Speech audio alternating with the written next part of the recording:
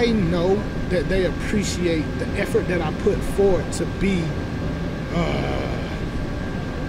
like just a symbol of hope for my people. And when I say my people, I'm not necessarily speaking specifically like just black people or, you know what I'm saying, but just people that know me.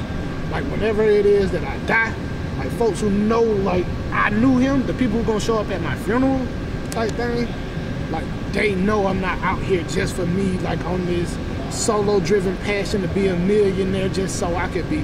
Like most people already know I'm doing this shit because like shit, you got a dream? Me too. This me doing mine. This me doing mine. So when you feeling all not so sure, this and that, watch how I go out here and goddamn in front of the world and you know what I'm saying, willing to sacrifice, like getting my ass beat.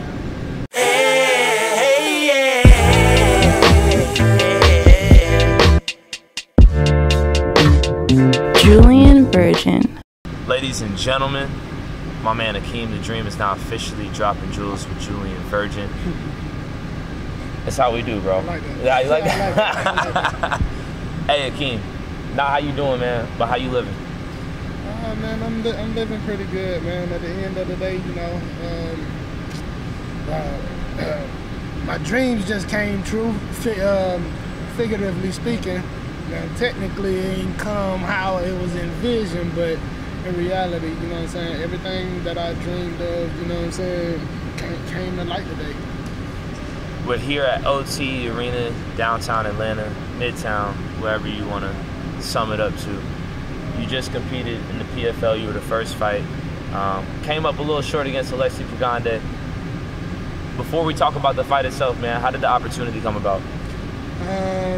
Shit, my coach let me know, man. I had an offer from PFL maybe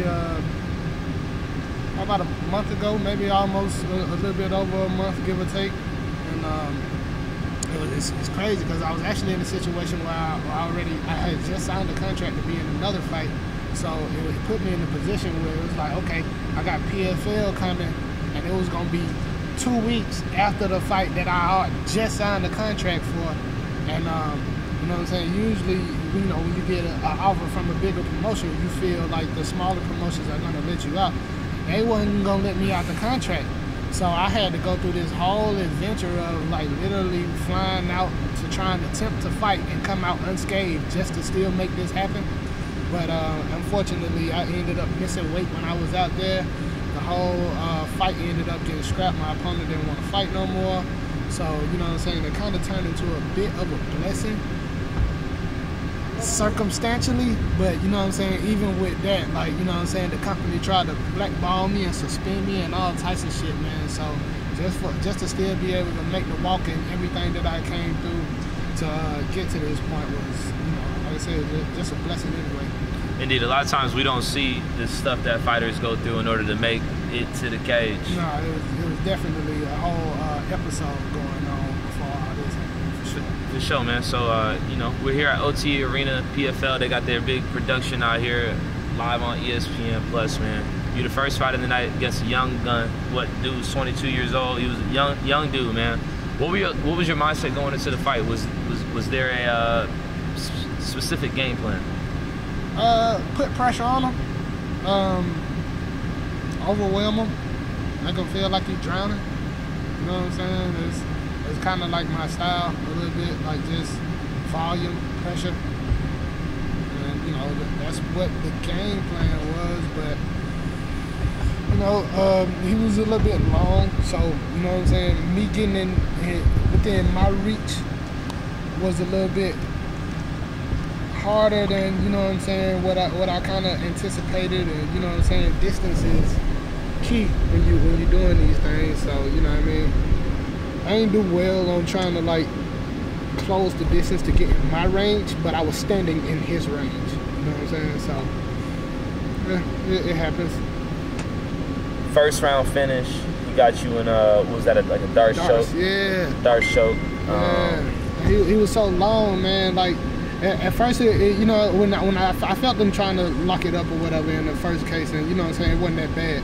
But you know, he was so long and his arm so long that he was able to keep like the the choke tight while he was able to maneuver like his hips and the rest of his body. So he was able to make the adjustment that he needed to lock it in. Again, ladies and gentlemen, Akeem, the Dream, Bashir joining me here following his defeat here at PFL event, OT Arena in Atlanta. Now, Akeem, it's a big opportunity, man. You know what I'm saying? You said you was like really preparing and planning for this. Was there any extra expectation that you put on yourself in order to come out here and put on a show?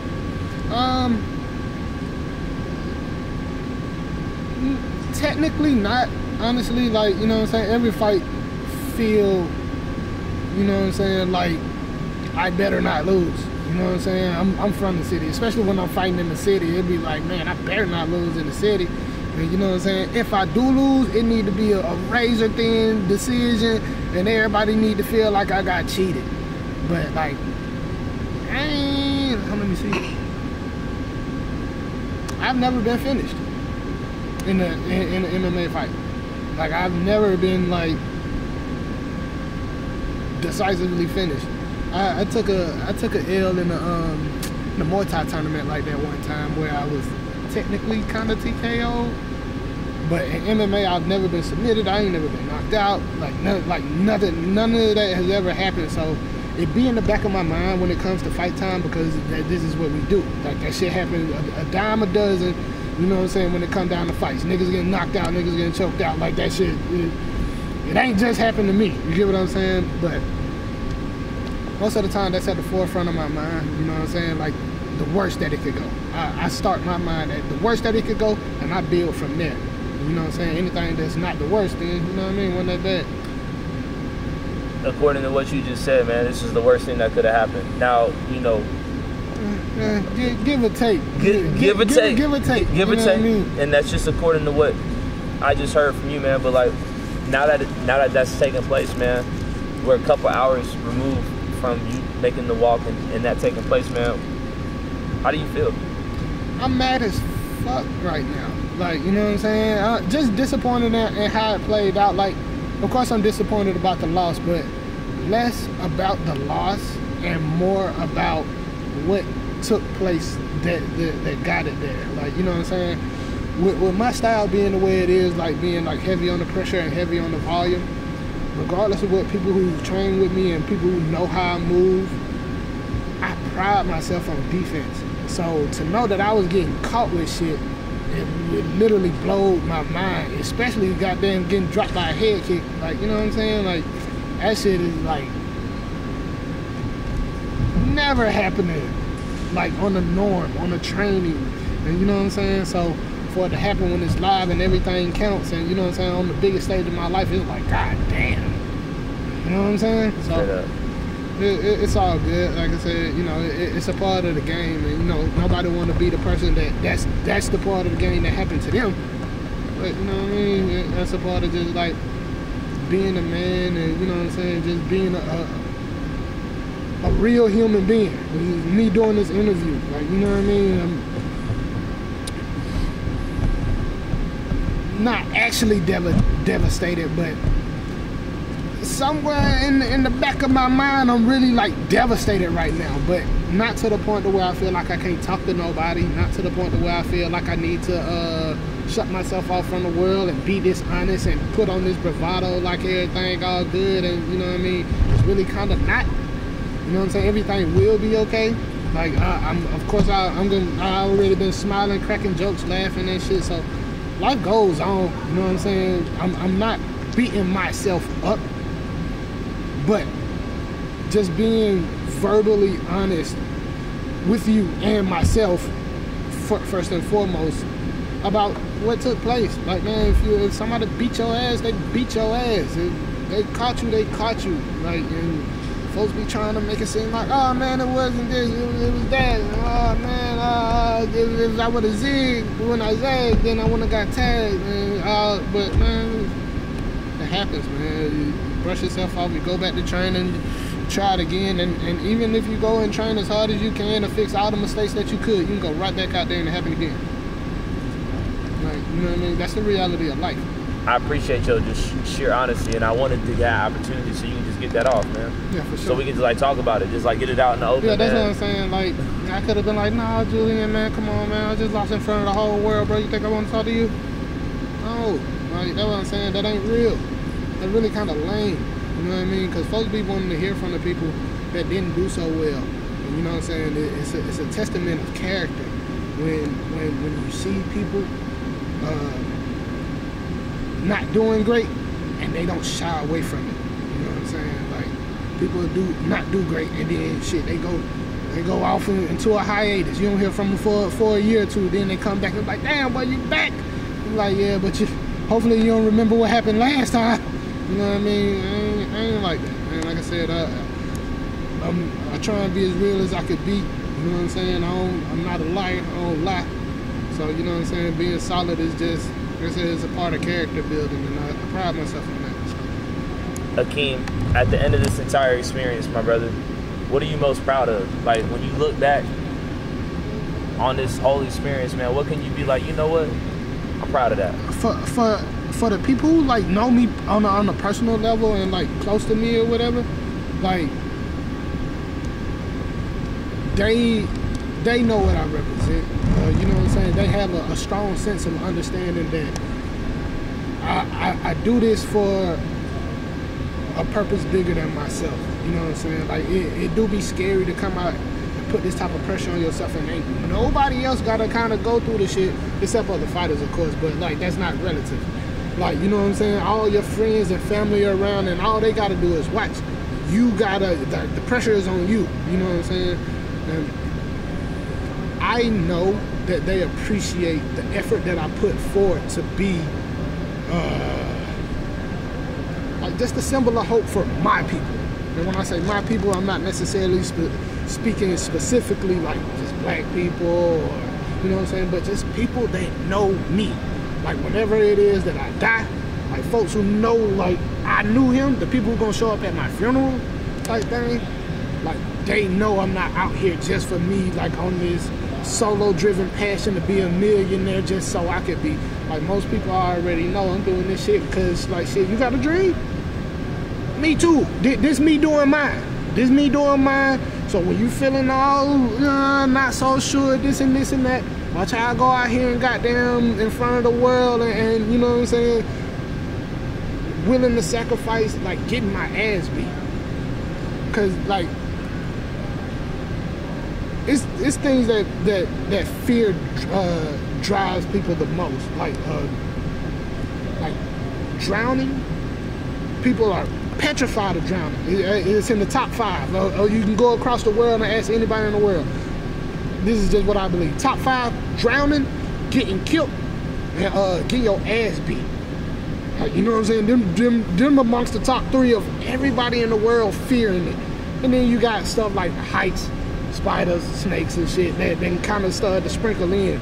But like I said, across the board, across the world, different age ranges, you can find motherfuckers who's scared to drown. Like, boy, I ain't going in that water, boy. Motherfuckers don't want to get their ass beat. That's why bullying and intimidation work. Ball your fist up, say, give me the goddamn money. It's like, yeah, okay. Because you don't want to get pulverized and dying. Because you don't come back from death. So, like, I step out there and, you know what I'm saying, I know what's at stake, the possibility. Of course, I got confidence and I'm coming to win and I'm coming to do everything that I'm trying to do and this and that. But like I said, the real side of me, like shit, nah, nigga, it might not work like that. It might go all bad. Sad story. First punch, boom, in front of your whole family. Like I said, if it don't be that bad, then I'm working my way up from there, you know what I'm saying? Because that would have been like the saddest story. Like first punch he threw, boom, put me down. Yeah, I got, you know what I'm saying? But it's just a part of life, you know what I'm saying? Well, on behalf of the entire NFC community, yo, we proud of you. And we support a hustler, man. You came out here, you represented us. Of course. You know what I'm saying? I know what I'm saying, man. I try and represent, man, for whoever it is that believe in me or whoever. They ain't got to believe in me, man. I try and represent for people who believe in something. Straight up. You know what I mean? Akeem, before we part ways, man, I want your final thoughts. Last thing you want to leave me? Shit, man. If you got a dream, go ahead, chase it, man. Ain't nothing worse than goddamn not trying and always goddamn wondering what you could have been, should have been, or would have been if you would have just tried. You know what I'm saying? I believe failure is better than not even trying. Like, shit, I could have been on the way to the venue and been like, man, you know, shit, they said my name, I took some good pictures, man, look, I'm gonna slide out the back door. I ain't even gonna go out there, they gonna be wondering where I'm at, this and that, man, fuck that, man, hey, look, shit too big, man, shit might, you know, like, you know what I mean, that I wouldn't have been able to live with that. Like, I gotta at least try, you know what I'm saying, and when you try, get everything, no point in trying a little bit, and you know what I mean, this and this and this and that, but man, like sometimes you're a sacrificial lamb, and then other times you're the God that saved everybody. You know what I'm saying? So it's life. And I appreciate you for taking some time out, man, to just drop some jewels. Julien Virgin, my brother. Respect. I appreciate it.